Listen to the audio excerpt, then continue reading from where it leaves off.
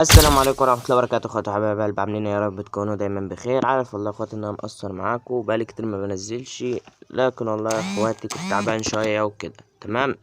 فرجعتلكوا بقى النهاردة بطريقة بوت ارقام بقى يا اخواتي. بوت بقى ارقام مصرية يا اسطى، هتبدأ تفعل اي رقم مصري في ثواني يا اسطى. تمام. بوت يعني معلهوش ضغط زي البوتات اللي انا نزلتها قبل كده وكان عليها ضغط شديد يعني. فان شاء الله هتقدر تفعل ارقام كتير من البوت ده. اول حاجه نحتاج زد ارشيف، تمام، ونسخه الواتساب اللي هتطلب منا الكود، وهنحتاج الام تي مينجر. تمام. اول حاجه يا اسطى هتنزل اللينك بتاع التحميل الملفات ديت، تمام، هيكون في الوصف اللي هو الملفات الارقام ولينك البوت. تمام. هيكون في الوصف بقى ايه، هتنزل يا اسطى في الوصف اول حاجه تنضم للقناه، عشان انت لو جيت تدوس على اللينك الاول كده بتاع التحميل مش هيرضى يشتغل معاك، لازم تنضم للقناه الاول. وبعد كده يا اسطى تبدا ايه، تيجي تنضم، تيجي تدوس على لينك التحميل هيدخلك مباشر على الارقام. تمام، على التحميل بتاع الارقام يعني ملف. واول رقمين في الباسورد بتاع الملف ده هيكونوا 20. اول رقمين في الباسورد بتاع الملف هيكونوا 20. معانا بقى بصوا ارقام مصريه يا اخواتي، زي ما انتوا شايفين اهوت، ارقام كتيره اهي. فانت بقى بص يا اسطى هتبدا تدور على اي رقم كده اهوت، تمام، وتاخده نسخ، ماشي، وتيجي عندك على الواتساب. بس يا اسطى بص، يفضل يا قلب اخوك ان نسخه الواتساب اللي انت هتستخدمها تكون نسخه واتساب رسمي. يعني ايه يا اسطى؟ ليه بقى رسمي؟ عشان لما تستخدم واتساب رسمي مش هيواجهك مشكله اللي هي ايه، اللي هي بتاعه تسجيل الدخول غير متوفر حالا.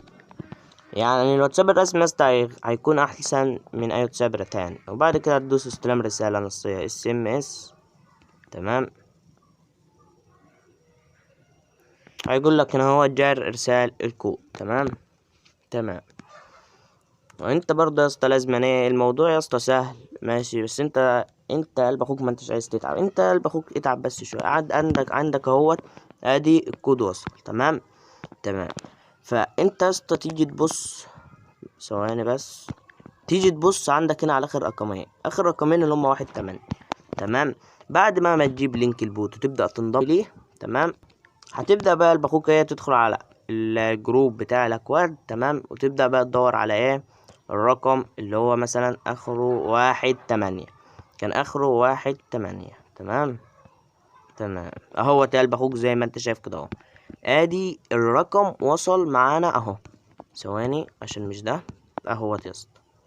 عندك هنا برضو 1 8 اهو، طلب اضحك عليك، لا مفيك حاجة في الفيديو وقدامك يا اسطى زي ما انت شايف اهو، لا قال لك تسجيل دخول غير متوفر حاليا ولا اي حاجة، يعني اسطبوا طرش يعني. تمام. فاحنا هنبدأ ناخد الكود نسخ. تمام. وهتبدأ بقى تيجي عندك على الواتساب وتحط الكود. تمام. هيبدأ ان شاء الله يا اسطى هيبدأ يفتح معانا اهوت من اول مرة، جار التحقق زي ما انت شايف اهو. تمام. رقم اخره 1 8. انا بس يا اسطى عشان مش فاتح داتا. تم التحقق يا قلب اخوك اهو، تم التحقق يا اسطى قدام عينيك زي ما انت شايف اهو. تمام.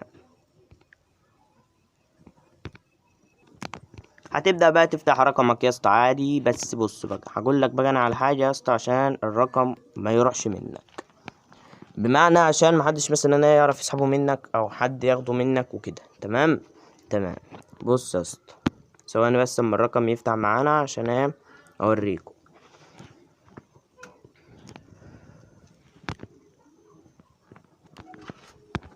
ادي الرقم يا حبيبي اخوك فتح معانا اهوت، واخر يعني الرقمين اللي هما في الاخر اهمت 1 8 زي ما انت شايف يا اسطى قدام عينيك. تعمل ايه بقى يا اسطى عشان الرقم ما يروحش منك؟ هتيجي عندك على الحساب كده اهوت، هتيجي عندك على اللي حاجه اسمها التحكم بخطوتين دي. تمام. وهتبدا تعمل للرقم تحكم بخطوتين، هتشغل التحكم بخطوتين يا اسطى، تعملها بكود تبقى عارفه انت عشان محدش يعرف يدخل الحساب غير لما يطلب الكود. تمام.